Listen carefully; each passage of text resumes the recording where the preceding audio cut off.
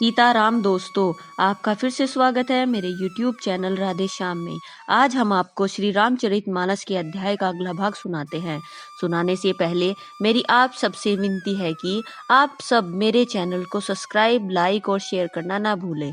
तो चलो आइए शुरू करते हैं। आज की राम कथा जो है प्रारंभ करते हैं। जय श्री राम। मुनि श्राप जो दीन अति भल की ना परम अनुग्रह में माना। देखो भरी लोचन हरि भवबोचन यही लाभ शंकर जाना। विनती प्रभु मोरी में मति थोरी, नाथ न मांगो वर आना।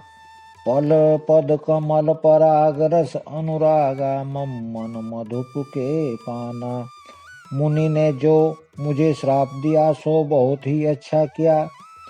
मैं उसे अत्यंत अनुग्रह करके मानती हूँ कि जिसके कारण मैंने संसार से छुड़ाने वाले हरि आपको नेत्र भर देखा। इसी आपके दर्शन को शंकर जी सबसे बड़ा लाभ समझते हैं।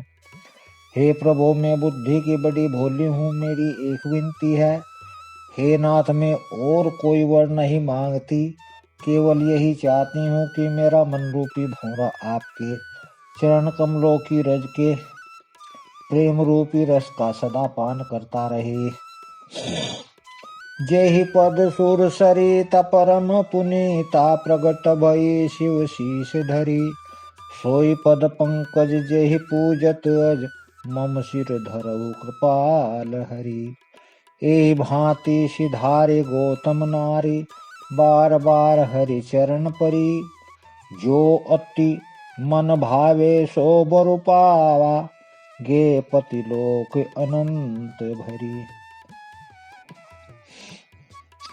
जिन चरणों से परम पवित्र देव नदी गंगा जी प्रकट हुई, जिन्हें शिव जी ने सिर पर धारण किया और जिन चरण कमलों को ब्रह्मा जी पूजते हैं, कृपालु हरि आपने उन्हीं को मेरे सिर पर रखा। इस प्रकार स्तुति करती हुई बार बार भगवान के चरणों में गिरकर जो मन को बहुत ही अच्छा लगा, उस वर को पाकर गौतम की स्त्री अहिल्या आनंद से भरी हुई पति लोक को चली गई। हस प्रभु दीन बंधु हरि कारण रहित दयाल। तुलसीदास सट तेहि भजु छाड़ कपट जंजाल। प्रभु श्री रामचंद्र जी ऐसे दीन बंधु और बिना ही कारण दया करने वाले हैं। तुलसीदास जी कहते हैं, हे सटमन, तू कपट जंजाल छोड़कर उनकी ही भजन कर। चले राम लक्ष्मण मुनि संगा गए जहाँ जग पावन गंगा। गाद सुजुन सब कथा सुनाई जेहि प्रकार सुर सरे मही आई। श्री रामचंद्र जो लक्ष्मण जी मुनि के साथ चले, वे वहां गए जहाँ जगत को पवित्र करने वाली गंगा थी।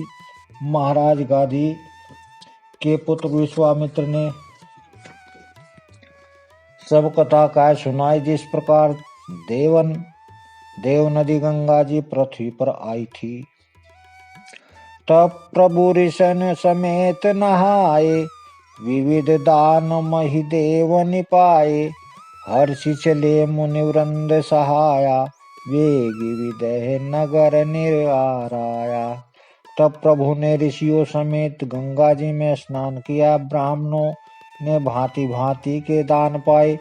फिर मुनि वृंद के साथ में प्रसन्न होकर चले और शीघ्र ही जनकपुर के निकट पहुंच गए। पुरम्यता राम जब देखी, हर्ष अनुज समेत विशेषी। बापि कूप सरित सरनाना, सलीस सुधा सम मुनि सोपाना। श्री रामचंद्र जी ने अपने जनकपुर की शोभा देखी। तब में छोटे भाई लक्ष्मण जी सहित अत्यंत हर्षित हुए। वहाँ अनेकों बावलिया कुएं, नदी और तालाब हैं, जिनमें अमृत के समान जल है और मणियों की सीढ़ियां बनी हुई हैं। गुंजत मंजुमत रस भृंगा, कूचत कल बहु बरन विहंगा। बरन बरन बिख से बन जाता, त्रिविध समीर सदा सुख पाता। मकरंद रस के मत वाले होकर भौरे सुंदर गुंजार कर रहे हैं। रंग बिरंगे बहुत से पक्षी मधुर शब्द कर रहे हैं। रंग बिरंगे कमल खिल रहे हैं। सदा सब ऋतुओं में सुख देने वाला शीतलमंद सुगंध पवन बह रहा है। सुमन वाटिका बागवन विपुल विहंग निवास। फूलत फलत सुपल्लवत सोहत पुर चहु पास। पुष्पवाटिका फुलवारी बाग और वन जिनमें बहुत से पक्षियों का निवास है। फूलते फलते और सुंदर पत्तों से लदे हुए नगर के चारों ओर सुशोभित हैं। बनई न वर्णत नगर निकाई, जहाँ जाय मन ताहि लोभाई। चारु बाजार बचारु विचित्र अंबारी, मणिमय विधि जन स्वकर संवारी। नगर की सुंदरता का वर्णन करते नहीं बनता। मन जहाँ जाता है वहीं लुभा जाता है, रम जाता है। सुंदर बाजार हैं, मणियों से बने हुए विचित्र छज्जे हैं। मानो ब्रह्मा ने उन्हें अपने हाथों से बनाया है। धनिक बनिक बर धनद समाना, बैठे सकल वस्तु ले नाना।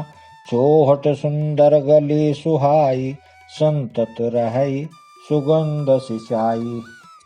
कुबेर के समान सुंदर धनी व्यापारी सब प्रकार की अनेक वस्तुएं लेकर दुकानों पर बैठे हैं। सुंदर चौराहे और सुहावनी गलियां सदा सुगंध से सींची रहती हैं। मंगलमय मंदिर सबके रे, चित्रित तनुरति नाथ चितेरे। पुर नर नारी सुभग सुचि संता, धर्मशील ज्ञानी गुणवंता।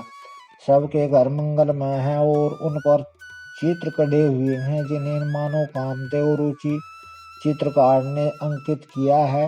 नगर के सभी स्त्री पुरुष सुंदर पतित साधु स्वभाव वाले धर्मात्मा ज्ञानी और गुणवान हैं। अति अनूप जह जनक निवासु, विथक ही विहुद विलोकी विलासु। होत चकित चित कोट बिलोकी, सकल भुवन शोभात जनुरोकी।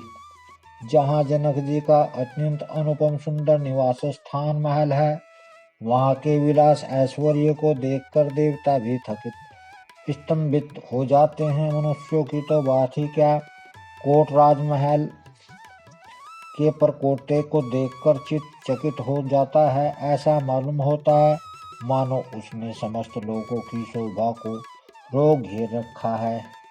धवल धाम मणिपुर टेपट, सुध टिक नाना भांति। सिए निवास सुंदर सदन, शोभा किमी कही जाती। उज्ज्वल महल में अनेक प्रकार के सुंदर रीति से बने हुए मणि जड़ित सोने की जरी के पर्दे लगे हैं। सीता जी के रहने के सुंदर महल की शोभा का वर्णन किया ही कैसे जा सकता है।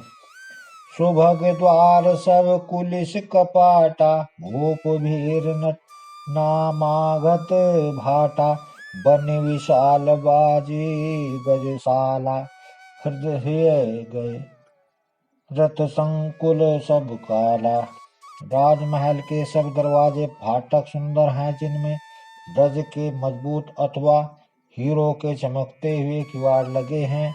वहाँ मातहत राजाओं, नटों और मागधों और भाटों की भीड़ लगी रहती है। घोड़े और हाथियों के लिए बहुत बड़ी बड़ी घुड़शालाएं और गजशालाएं हैं। फील खाने बनी हुई हैं, जो सब समय घोड़े, हाथी और रथों से भरी रहती हैं। सूर सचिव से पन बहुतेरे, नृपग्रह सरेश सदन सब केरे। पूर्वाहेर सर सरित समीपा, उतरे जहाँ तहाँ विपुल महीपा। बहुत से सूरवीर मंत्री और सेनापति हैं, उन सब के घर भी राजमहल सरीखे ही हैं। नगर के बाहर तालाब और नदी के निकट जहाँ तहाँ बहुत से राजा लोग उतरे हुए डेरा डाले हुए हैं। देखी अनूप एक अवराई, सब सुपास सब भांति सुहाई। कौशिक कहु मोर मनुमाना, इहा रही रघुवीर सुजाना।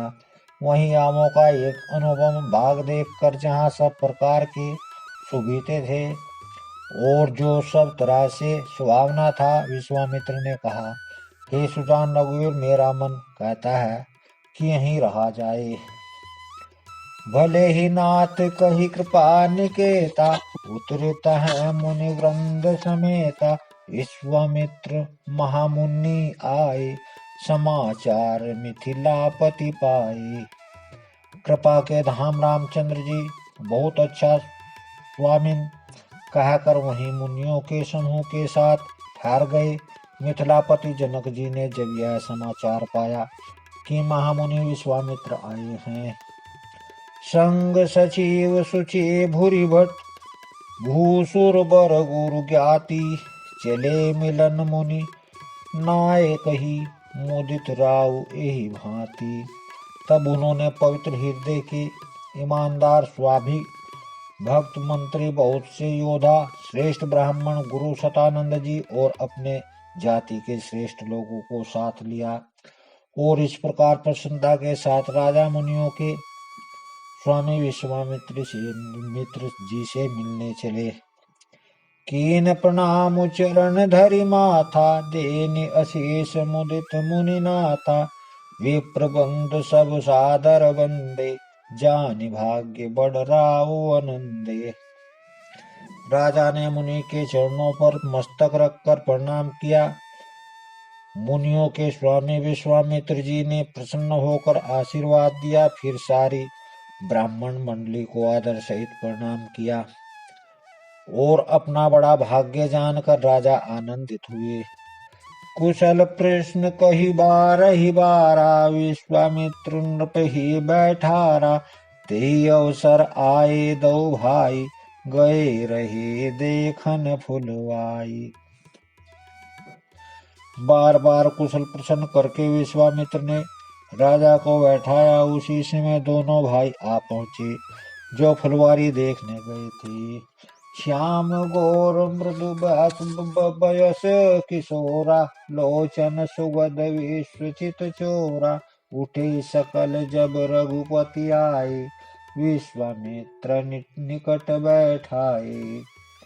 सुकुमार किशोर अवस्था वाले श्याम और गौरवर्ण के दोनों कुमार नेत्रों को सुख देने वाले और सारे विश्व के चित्त को चुराने वाले हैं। जब रघुनाथ जी आए तब सभी उनके रूप एवं तेज से प्रभावित होकर उठकर खड़े हो गए।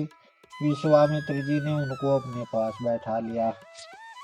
भय सब सुखी देखी दऊ भ्राता, बारी विलोचन पुलकित गाता। मूर्ति मधुर मनोहर देखी, भयउ विदेहु विदेहु विशेषी।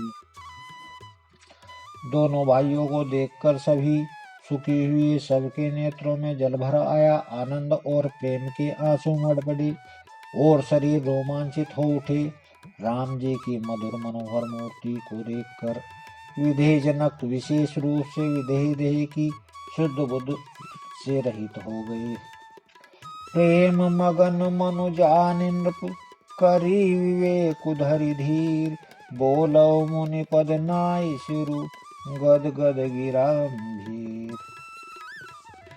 मन को प्रेम में मगन जाना राजा जनक ने विवेक का आश्रय लेकर धीरज धारण किया और मुनि के चरणों में शीनुआकर गदगद प्रेम भरी गंभीर वाणी से कहा, कहु नाथ सुंदर दो बालक, मुनि कुल तिलक की नृप कुल पालक। ब्रह्मा जो निगम नेति कही गावा, उभय वेश धरि की सोई आवा। हे नाथ, कहिए दोनों सुंदर बालक मुनि कुल के आभूषण है या किसी राजा वंश के पालक, अथवा जिसका वेदों ने नेति नेति कहकर गान किया है। कहीं वह ब्रह्म तो युगल रूप धारण करके नहीं आया है। सहज विराग रूप मनु मोरा, थकित होत जिमि चंद चकोरा। तात प्रभु पूछौ सती भाऊ, कहु नाथ जनि करहु दुराऊ। मेरा मन जो स्वभाव से ही वैराग्य रूप बना हुआ है, इन्हें देखकर इस तरह मुग्ध हो रहा है जैसे चंद्रमा को देखकर चकोर। हे प्रभु, इसलिए मैं आपसे सत्य निश्चल भाव से पूछता हूँ, हे नाथ, बताइए, छिपाव न कीजिए। इन है विलोकत अति अनुरागा, बर बस ब्रह्म सुख कही मन त्यागा। कह मुनि विषहि कह नृपनी का, बचन तुम्हार न होई असी। इनको देखते ही अत्यंत प्रेम के वश होकर मेरे मन में जबरदस्ती ब्रह्म सुख को त्याग दिया है। मुनि ने हंसकर कहा, हे राजन, आपने ठीक अर्थात ही कहा, आपका वचन मिथ्या नहीं हो सकता। ये प्रिय सब ही जहाँ लगी प्राणी, मन मुस्काहि राम सुनिबानी। रघुकुल मनि दशरथ के जाए, मम हित लागे नरेश पठाए। जगत में जहाँ तक जितने भी प्राणी हैं, ये सभी को प्रिय हैं। मुनि की रहस्य भरी वाणी सुनकर श्री रामचंद्र जी मनी मन मुस्कुराते हैं, हंसकर मानो संकेत करते हैं कि यह रहस्य खोलिए नहीं। तब मुनि ने कहा, हे रघु कुलमणि, महाराज दशरथ के पुत्र हैं। मेरे हित के लिए राजा ने इन्हें मेरे साथ भेजा है। राम लखन दो बंधुवर, रूपशील बल धाम। मख राखो सबुर साखी जुग, जीते असुर संग्राम। ये राम लक्ष्मण और दोनों श्रेष्ठ भाई रूप शीत और बल के धाम हैं। सारा जगत इस बात का साक्षी है कि इन्होंने युद्ध में असुरों को जीतकर मेरे यज्ञ की रक्षा की है। मुनि तब चरण देखी कहराऊ, कही न सकौ निज पुण्य प्रभाऊ। सुंदर श्याम गोर दौराता, आनंदहु के आनंद दाता। राजा ने कहा, मुनि, आपके चरणों के दर्शन कर मैं अपना पुण्य प्रभाव कह नहीं सकता। ये सुंदर श्याम और गौरवर्ण के दोनों भाई आनंद को भी आनंद देने वाले हैं। इनक प्रीति परस पर पावनी, कही न जाय मन भाव सुहावनी। सुनहु नाथ कह मुदित विदेहु, ब्रह्म जीव इव सहज सनेहु। इनकी आपस की प्रीति बड़ी पवित्र और सुहावनी है। वह मन को बहुत भाती है, पर वाणी से कही नहीं जा सकती।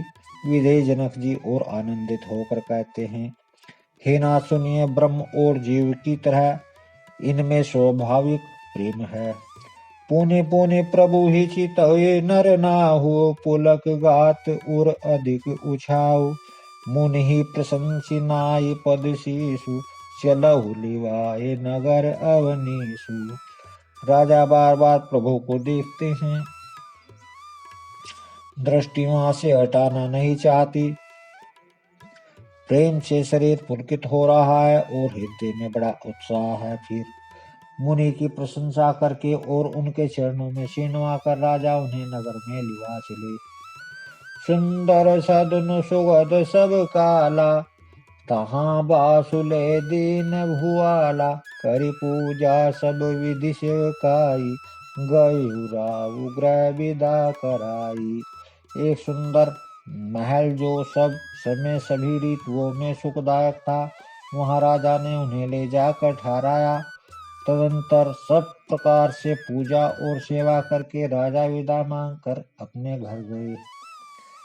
ऋषि संग रघुवंश मणि, करि भोजन विश्राम। बैठे प्रभु भ्राता सहित, दिवसु रहा भरि जामु। रघुकुल के शिरोमणि प्रभु श्री रामचंद्र जी ऋषियों के साथ भोजन और विश्राम करके भाई लक्ष्मण समेत बैठे। उस समय पहर भर दिन रह गया था। लक्ष्मण हृदय लाल सविशेषी, जाय जनकपुर आयु देखी। प्रभु भय बहुरी मुनि सकुचाई, प्रगट न कहि मन ही मुस्काई। लक्ष्मण जी के हृदय में विशेष लालसा है कि जाकर जनकपुर देख आवे, परंतु प्रभु रामचंद्र जी का डर है और फिर मुनि से भी सकुचाते हैं, इसलिए प्रगट में कुछ नहीं कहते, मन ही मन मुस्कुरा रहे हैं। राम अनुज मन की गति जानी, बगल बछलता ये हुलसानी, परम विनीत सकुच मुस्काई, बोले गुरु अनुशासन पाई। अंतर्यामी श्री रामचंद्र ने छोटे भाई के मन की दशा जान ली, तब उनके हृदय में भक्त वत्सल उमड़ आई। वे गुरु जी की आज्ञा पाकर बहुत ही विनय से साथ सकुचाते हुए मुस्कुराकर बोले। आज की कथा यही समाप्त करते हैं। जय श्री राम। अगर आपको मेरी वीडियो अच्छी लगी तो बेल आइकन दबाना ना भूलें, ताकि आपको मेरे आने वाली वीडियोस का नोटिफिकेशन मिलता रहे। धन्यवाद। जय श्री राम।